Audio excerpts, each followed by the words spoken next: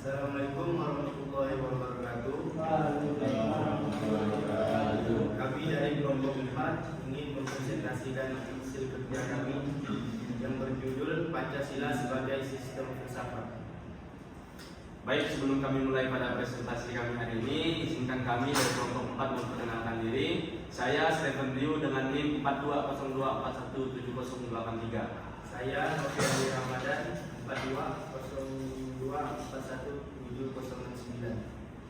Saya Koyuba Fauzan dengan NIM 4202417092.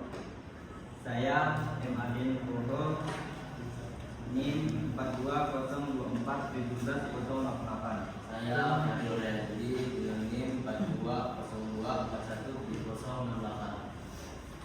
Baik, mungkin langsung saja kita mulai pada pembahasan tentang Pancasila sebagai sistem filsafat. Nah, Pancasila sebagai sistem filsafat ada konsep-konsepan tertentu. Pancasila sebagai sistem filsafat berarti Pancasila dipahami bukan hanya sebagai dasar negara, tetapi juga sebagai hasil pemikiran yang memiliki nilai, pandangan hidup, dan dasar keyakinan yang tersusun secara sistematis. Setiap sila saling berkaitan dan membentuk satu kesatuan utuh. Ciri Pancasila sebagai sistem filsafat ada beberapa. Yang pertama, bersifat menyeluruh. Pancasila mencakup pandangan tentang Tuhan, manusia, persatuan, demokrasi, dan keadilan sosial. Sila kedua, saling berkaitan antar sila. Setiap sila tidak dapat dipisahkan. Misalnya keadilan sosial harus dilandasi kemanusiaan dan persatuan. 3. Menjadi pedoman hidup bangsa. Nilai-nilai Pancasila dijadikan dasar dalam berpikir, bersikap, dan bertindak dalam kehidupan bermasyarakat, berbangsa, dan bernegara. 4. Mengandung nilai dasar. 1. Nilai ketuhanan, nilai kemanusiaan, nilai persatuan, nilai kerakyatan, dan nilai keadilan. Urgensi Pancasila sebagai sistem filsafat ada beberapa hal. Yang pertama, menjadi dasar pemecahan segala bangsa. Pancasila digunakan sebagai pedoman menghadapi persoalan politik, sosial, ekonomi, dan budaya. 2. Menjaga identitas dan jati diri bangsa. Di tengah arus globalisasi, Pancasila menjadi ciri khas bangsa Indonesia agar tidak kehilangan nilai budaya dan moral. 3. Mencegah konflik dan perpecahan. Nilai persatuan, toleransi, dan musyawarah membantu menjaga kerukunan masyarakat yang beragam. 4. Menjadi pedoman etika kehidupan. Pancasila memberikan arah moral dalam penggunaan ilmu pengetahuan, teknologi, dan kekuasaan. 5. Memperkuat kehidupan demokrasi. Demokrasi Indonesia dijalankan berdasarkan musyawarah dan keadilan, bukan hanya kebebasan semata. Kesimpulannya, pada konsepan Pancasila ini, Pancasila sebagai sistem filsafat merupakan dasar pemikiran dan pandangan hidup bangsa Indonesia yang tersusun secara utuh dan menyeluruh. Urgensinya sangat penting karena menjadi pedoman dalam menjaga persatuan, menyelesaikan masalah bangsa, serta membentuk kehidupan masyarakat yang adil, demokratis, dan bermoral. Kita lanjut pada pembahasan kedua, alasan diperlunya kajian. Alasan diperlunya kajian. 1. Menjadi dasar pemikiran bangsa. Pancasila digunakan sebagai pedoman dalam kehidupan berbangsa dan bernegara. Dengan dikaji sistem filsafat, masyarakat dapat memahami makna mendalam dari setiap sila secara runtut dan menyeluruh. 2. Memberikan pedoman dalam menyelesaikan masalah. Nilai-nilai Pancasila dapat dijadikan dasar dalam menghadapi persoalan sosial politik, ekonomi, maupun budaya. Agar nilai-nilai Pancasila dapat dijadikan dasar dalam menghadapi persoalan sosial budaya. Keputusan yang diambil sesuai dengan kepribadian bangsa Indonesia. 3. Menjaga persatuan dan identitas nasional. Kajian filsafat Pancasila membantu memperkuat rasa persatuan di tengah keberagaman suku, agama, budaya, dan bahasa di Indonesia. 4. Menjadi sumber nilai dan moral. Pancasila mengundang nilai ketuhanan, kemanusiaan, persatuan, kerakyatan, dan keadilan. Kajian filsafat diperlukan agar nilai-nilai tersebut dapat diterapkan secara dalam kehidupan sehari-hari. 5. Menyaring pengaruh budaya asing. Di era globalisasi, banyak pengaruh luar yang masuk. Pancasila sebagai sistem filsafat berfungsi sebagai filter agar bangsa Indonesia tetap mempertahankan jati dirinya. 6. Membentuk pola pikir yang kritis dan sistematis. Kajian filsafat Pancasila membantu masyarakat memahami hubungan antara sila sebagai satu kesatuan yang utuh, sehingga tidak menafsirkan Pancasila secara sembarangan. 7. Menjadi landasan pengembangan ilmu pengetahuan dan hukum. Semua perkembangan ilmu, teknologi, pendidikan, dan hukum di Indonesia seharusnya tetap berlandaskan nilai-nilai Pancasila agar tidak bertentangan dengan tujuan nasional. Kita lanjut pada pembahasan ketiga, yaitu mengenai menggali sumber historis, sosiologis, dan politis terkait Pancasila sebagai sistem filsafat. Menggali sumber historis, sosiologis, dan politis, memahami Pancasila sebagai sistem filsafat berarti melihat bukan hanya sebagai slogan, melainkan sebagai hasil pemikiran mendalam yang berakar dan sejarah, struktur sosial, dan dinamika politik bangsa Indonesia. Berikut adalah upaya singkatnya. 1. Sumber historis. Secara historis, nilai-nilai Pancasila sudah dibuktikan oleh nenek moyang bangsa Indonesia selama berabad-abad. Masa kerajaan, nilai ketuhanan kemanusiaan dan persatuan sudah terlihat dalam kerukunan beragama di masa Majapahit dan Sriwijaya. Proses perumusan mengucapnya terjadi pada sidang BPUPKI 1 Juni 1945, di mana Soekarno menggali nilai-nilai asli Indonesia agar negara yang berdiri memiliki fondasi yang kuat dan tidak sekedar meniru ideologi luar.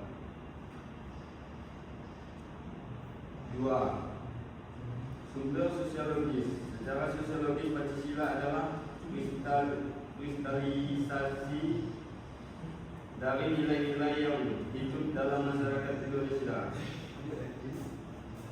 Kearifan lokal, budaya gotong royong, musyawarah mufakat, dan sikap toleransi antar umat beragama adalah realitas sosial yang menjadi penyusun filsafat Pancasila.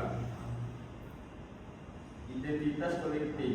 Pancasila mencerminkan pandangan hidup bertanggung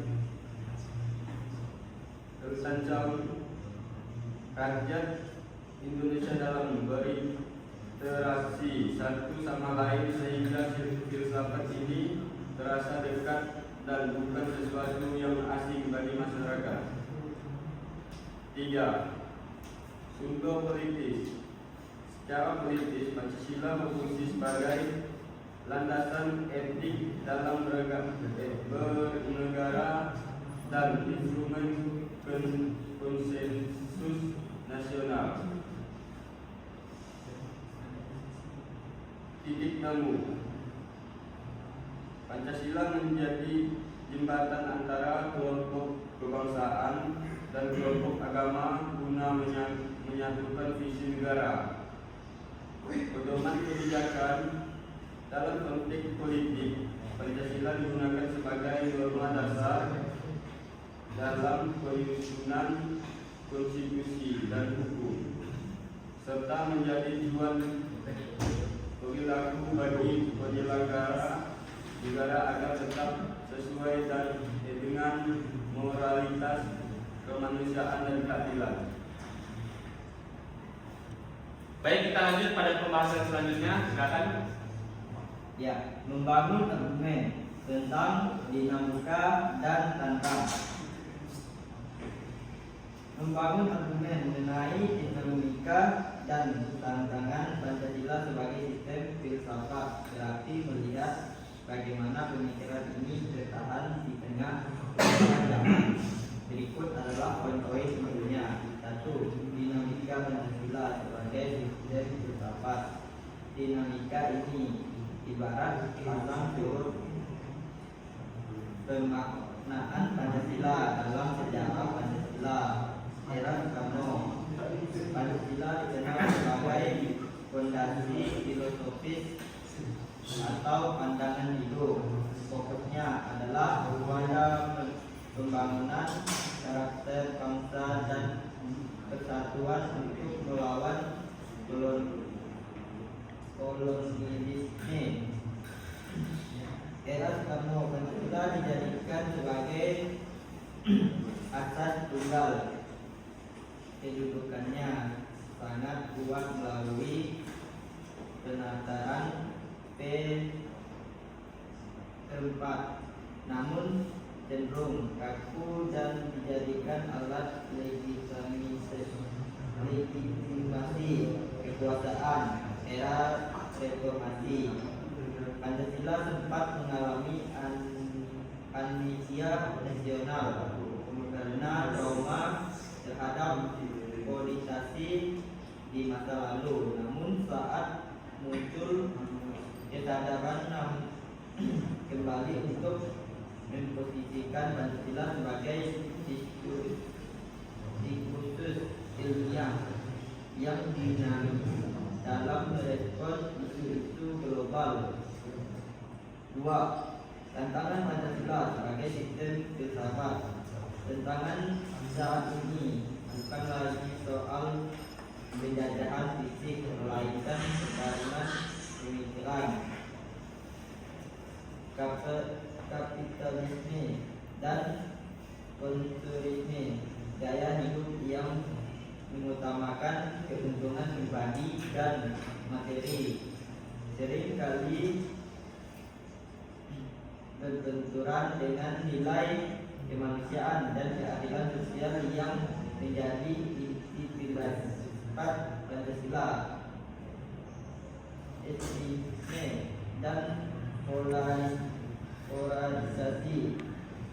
Adanya paham-paham radikal yang eksklusif mengancam prinsip persatuan dan musyawarah. Pancasila ditantang untuk membuktikan diri sebagai solusi modern di tengah konflik digital, globalisasi dan era digital. Masuknya ideologi luar bicara masih lewat teknologi dapat menyalurkan nilai-nilai lokal. Tantangannya adalah bagaimana menerjemahkan sifat Pancasila ke dalam bahasa yang relevan bagi generasi digital, Gen Z dan Alpha. Kesenjangan sosial secara filosofis. Sila kelima adalah janji kesejahteraan. Jika kesenjangan ekonomi semakin lebar, maka validasi Pancasila sebagai sistem filsafat yang adil akan terus dipertanyakan oleh masyarakat.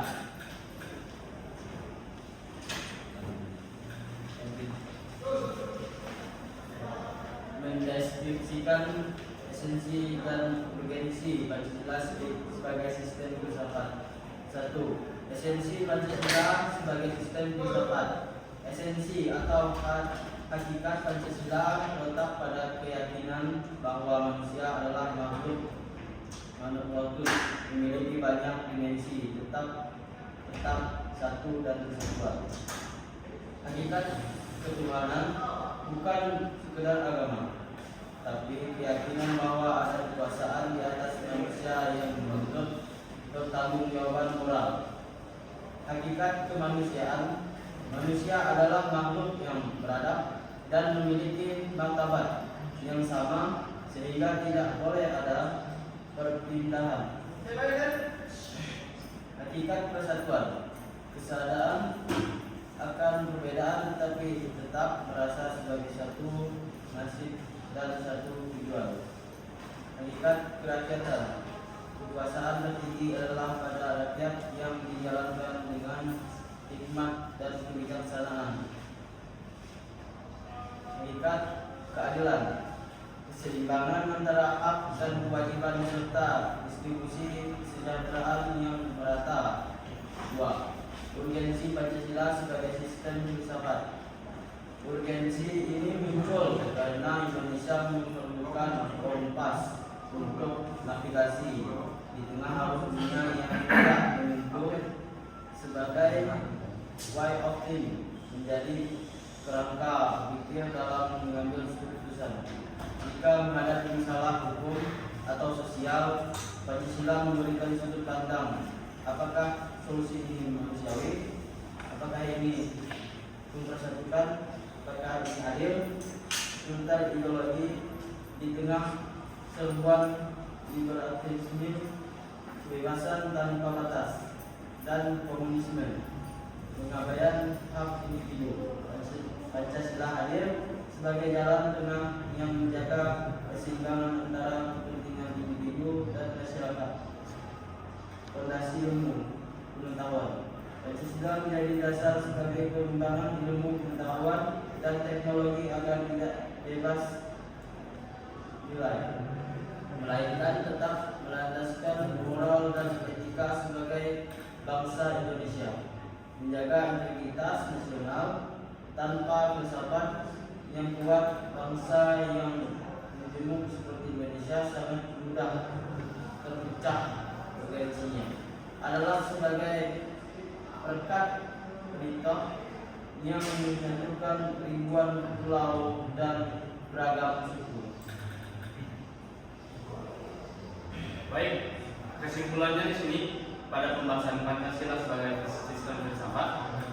Pancasila sebagai sistem filsafat merupakan dasar pemikiran dan pandangan hidup bangsa Indonesia yang tersusun secara utuh dan menyeluruh.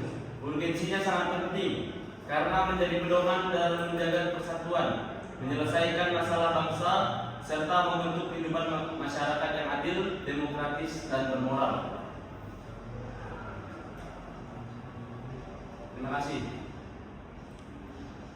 Sekian, terima kasih hasil dari presentasi kelompok 4. Sekarang sesi pertanyaan, disilakan. Baik, kepada teman-teman dari kelompok lain yang ingin memberikan sesi tanya jawab, kami persilakan. Perkenalkan, nama saya Fadil Rahman dari kelompok 1. Saya ingin bertanya, apa saja sih landasan utama Pancasila yang saling melengkapi? Izinkan saya menjawab. Ada 3 landasan ontologis, membahas hakikat dasar dari sila-sila Pancasila, yakni manusia sebagai makhluk ciptaan Tuhan yang berjiwa dan berbadan, serta menjadi pendukung pokok negara. Yang kedua, landasan epistemologis, menjelaskan sumber kebenaran, pengetahuan, dan tata cara berpikir Pancasila yang bersumber dari pengalaman bangsa Indonesia dan nilai-nilai luhur budaya setempat. Yang ketiga, landasan aksiologis, mengkaji nilai kemanusiaan, ketuhanan, dan persatuan, kerakyatan, dan keadilan, serta tujuannya yang ingin dicapai bangsa Indonesia.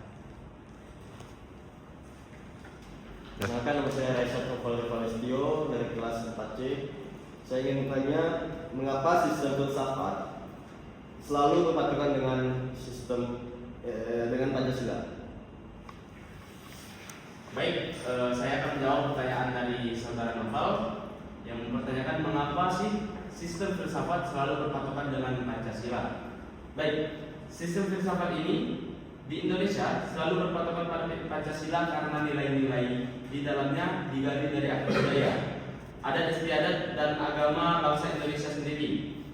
Pancasila juga berfungsi sebagai identitas nasional, way of life, dan landasan moral bagi segala aspek kehidupan bermasyarakat, berbangsa, dan bernegara. Berikut saya sampaikan beberapa alasan utama mengapa sistem filsafat negara kita berpatokan dengan Pancasila. Yang pertama, itu pencerminan identitas bangsa.